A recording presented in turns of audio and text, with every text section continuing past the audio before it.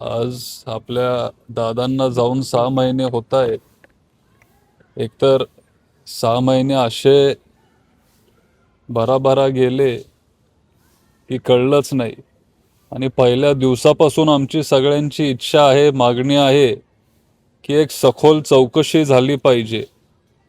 त्यांनी पहिल्या महिन्याभरात आपल्याला एक प्राथमिक अहवाल तिथं दिला, पण तो आम्हाला काही पटला नाही. त्याच्यात अनेक मुद्दे त्यांनी जे घेतलेत हे चुकीचे आहेत. तुम्ही जर तिथं गेला, बारामतीत गोजूबावी म्हणून एक गाव आहे, तर तिथं खूप गोष्टी त्या प्राथमिक अहवालमध्ये जे त्यांनी लिहिलेले ते सगळे चुकीचे ठरलेले आहेत. तरी आम्ही सगळे इथं थांबलोय आणि आज काकांना जाऊन 6 महिने झाले. पण खंत एकाच गोष्टीची आहे की आत्तापर्यंत सत्य हे जनतेच्या समोर आलेलं नाहीये. आम्ही सगळ्यांनी संयम ठेवलेला आहे. आम्ही वाट बघत होतो की दुसरा आता तिथं रिपोर्ट येईल, तिसरा रिपोर्ट येईल. पण आता परवाच मी बातम्या बघत होतो, जी एअर इंडियाची जी दुर्दैवी घटना आपल्या अहमदाबादला जी झाली, त्याला वर्ष होऊन गेलं तरी पण आत्तापर्यंत कुठेही काही तिथं चौकशी केली गेली नाहीये किंवा रिपोर्ट आपल्या सगळ्यांच्या समोर आलेला नाहीये. आणि अजितदादांसारखे एवढे मोठे नेते आपल्याला अचानक सोडून गेले. लोकांच्या मनात शंका आहे. सारखं लोक बोलून पण दाखवतात आणि तरी आत्तापर्यंत तो रिपोर्ट समोर येत नाहीत. ह्याच गोष्टीची खंत आहे आणि वाईट वाटतं.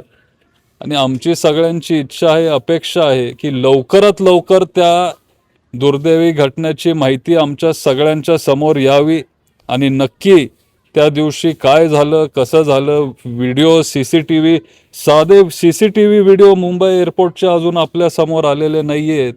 आणि लवकरात लवकर ही सगळी चौकशी झाली पाहिजे. CBI चौकशी करत आहे, CID असेल, आपलं DGCA असेल, सगळे जर एवढी चौकशी करत असतील तर मग हे सगळं समोर यायला एवढा वेळ का लागतो, हाच प्रश्न माझ्या आणि सगळे जे बारामतीचे सर्वसामान्य जनता आहे त्यांच्या मनात आहे. का वेळ लागतोय असं तुम्हाला वाटतं? आता मी चौकशी तिथं करत नाहीये. चौकशी सगळे पोलीस अधिकारी असतील किंवा जे टेक्निकल लोक आहेत ते सगळे तिथं चौकशी करत असतील. करत आहेत, नाही करत आहेत, हे त्यांनाच आपल्याला विचारावं लागेल. पण वेळ लागतोय हे खरं आहे. आज 6 महिने होऊन गेले. आम्ही पण संयम ठेवला, आम्ही पण थांबलेलो. आम्हाला वाटलं की आज रिपोर्ट येईल, उद्या रिपोर्ट होईल. एवढे दिवस झाले, आत्तापर्यंत काहीच आपल्या समोर आलेलं नाहीये. पण आत्ता खरी गरज आहे की लोकांसमोर तुम्ही हे सगळं मांडलं पाहिजे. दादांसारखे एवढे मोठे नेते, लोकप्रिय नेते, महाराष्ट्राचं नुकसान झालंय, देशाचं नुकसान झालंय आणि तरी पण आत्तापर्यंत तो रिपोर्ट आपल्या समोर येत नाही. म्हणजे साधं जर कुठंतरी एखाद्या हॉटेलमध्ये जरी कुठली दुर्दैवी घटना घडली तरी त्या हॉटेलच्या मालकाला ते अटक करतात आणि मग ती चौकशी तिथं चालू ठेवतात. आज एवढी मोठी घटना होऊन सुद्धा VSRच्या मालकांवर अजिबात कुठलीही कारवाई तिथं केली जात नाहीये. VSRचे जे सिंग आहेत त्यांना कुठेही तिथं बोलवण्यात येत नाहीये. विमानांची चौकशी तिथं केली जात नाहीये. त्यांचं मेंटेनन्स व्यवस्थित होत नाहीये. हे पूर्वीपासून लोक म्हणत होते की VSR कंपनीच्या विमानांचं मेंटेनन्स नीट होत नाहीत. विमानात ते फ्यूल मोठ्या प्रमाणात तिथं भरत असतात. कॉस्ट कटिंग करण्याच्या भांगडीत ते सगळे हे गोष्टी करत असतात. आजपर्यंत मी एवढ्या सखोल किंवा खोलात जाऊन मी ह्या गोष्टींवर कधी बोललेलो नाहीये. पण आता आमच्या सगळ्यांचा संयम सुटत चाललाय. बारामतीकरांना आता सगळी उत्तरं पाहिजेत की नक्की त्या दिवशी काय झालं. तुम्ही आम्हाला एकदा तरी सांगितलं पाहिजे किंवा जे काही चौकशीतून समोर येत असेल हे तुम्ही आमच्या समोर मांडलं पाहिजे.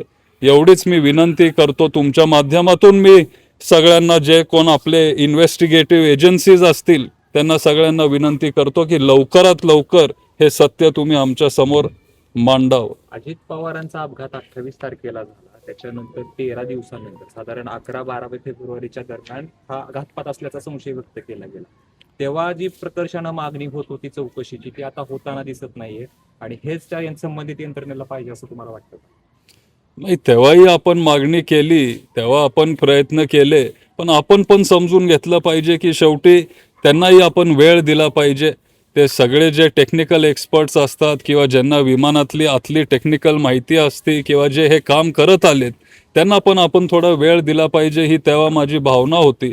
पण लवकरात लवकर आपल्याला हे सगळे गोष्टी समजले पाहिजेत, हे तेव्हाही वाटायचं, आजही वाटतंय. आणि आता 6 महिने होऊन गेले, असं मला तरी वाटतंय की आता आपण भरपूर त्यांना वेळ दिलेला आहे. अजून वेळ आपण त्यांना देऊ शकत नाही किंवा आता आमचा पण पेशन्स आता संपत चाललाय. काहीतरी एक दुसरा रिपोर्ट त्यांनी लवकरात लवकर आपल्या समोर तिथं त्यांनी मांडावा, एवढीच आमची सगळ्यांची इच्छा आहे. पुढची भूमिका काय? आता आम्ही त्यांच्या रिपोर्टची वाट पाहू. मला विश्वास आहे की सगळे तिथं पाठपुरावा करत असतीलच. मग ते स्वतः काकी असतील किंवा सगळेच तिथं पाठपुरावा करत असतील.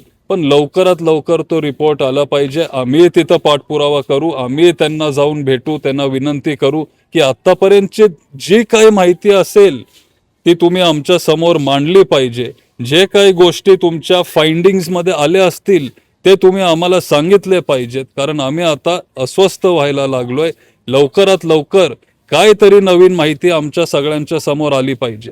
काही दिवसापूर्वी शरद पवार पंतप्रधानांना भेटले, त्याच्यानंतर पंतप्रधानांना अमित शहाना सुनील तटकरे भेटले, त्याच्यानंतर प्रफुल्ल पटेल आणि शरद पवारांची भेट झाली. काय चालू आहे नेमकं राष्ट्रवादीमध्ये? हे पवार साहेब हे खूप मोठे नेते आहेत. स्वतः पंतप्रधान जेव्हा बारामतीत आलेले तेव्हा ते म्हणालेले की साहेब हे माझे गुरु आहेत, त्यांच्याकडून बरंच मी शिकत आलोय. आज सगळ्यात जास्त अनुभव आपल्या देशात जर कुणाकडं असेल तर तो अनुभव आपल्या आदरणीय पवार साहेबांकडं आहे. हे पंतप्रधान पण मान्य करतात. आणि साहेबांनी स्वतः तुम्हाला तिथं सांगितलं की ते भेटायला गेले, जो आपला नीटचा प्रश्न होता किंवा जे कॉक्रोच जनता पार्टीचं आंदोलन जे जंतर मंतरला चालू होतं ते थांबवण्यासाठी किंवा त्याच्यातून मार्ग काढण्यासाठी तिथं पवारसाहेब जाऊन भेटले. लगेच दुसऱ्या दिवशी आपल्याला तिथं ॲक्शन पंतप्रधानांनी घेतलेली ती बघायला मिळाली. आणि शिक्षण मंत्री जे आहेत आपले केंद्रीय शिक्षण मंत्री, त्यांचा राजीनामा तिथं घेण्यात आला. आणि ह्या संदर्भात साहेब तिथं पंतप्रधान साहेबांशी बोलायला गेले होते.